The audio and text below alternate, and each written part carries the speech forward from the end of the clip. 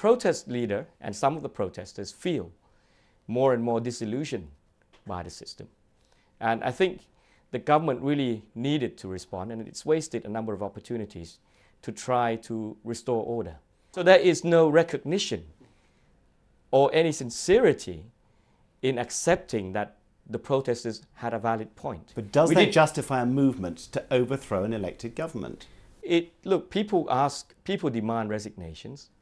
People demand dissolutions of parliament. They've been trying to take over all the government's buildings. And what they got from the government was no response. And then the government declared that it would not accept the verdict of the court, which then suggested to protesters that they weren't going to accept the law.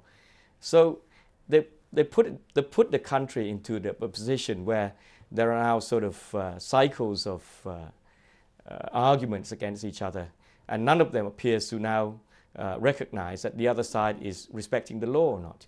So the primary responsibility, therefore, falls to the Prime Minister to resolve the problem. And the easiest way, and the thing that she should have done, was to dissolve the House, something that I conveyed to her for the last week. And I said then that the sooner the better.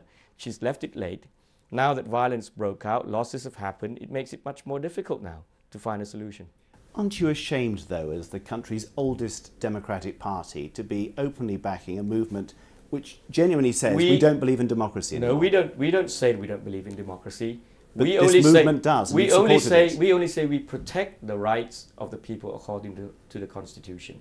And they are allowed to demonstrate peacefully and also allowed to defend the Constitution through non-violent means. You say non-violent, but I mean they have been trying to storm barricades. They've been firing explosives at the police. It's verged We certainly on the don't violent. support firing explosives at the police. There's been an awful lot of it. Well, we don't support that. What's your position on? And Kun Suthep said he doesn't support that. I was going to ask what's your party's view of Suthep Thaugsuban, your former Deputy Prime Minister, very senior in your party, who has led this sort of move to overthrow the system? We know he's a very passionate man. He's a real fighter. He wants to achieve what he thinks is good for the country. But he gave up his seat in Parliament because he became disillusioned.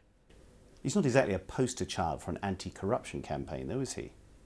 No, but certainly a record number of people have turned up to support his call in this fight against corruption. I mean, how respected can this movement be if it's led by a man who's got a pretty tough pass himself? Well, you have to measure it by the support he gets. And you know, I'm not the person to judge, but the fact of the matter is he has drawn record crowd. Are you worried about the tone of this I'm very concerned. I don't want the country to be stuck in this position. And it's a shame that the Prime Minister was in a unique position to take us beyond this, move the country beyond her brother's interest, and get on with the job of governing the country. She got her priorities wrong. She's brought the country back to this situation. Now she needs to get us out of this by taking that first step to show accountability. I'm the one that has, that is all for restraint on all sides. But, you know, feelings run high on both sides.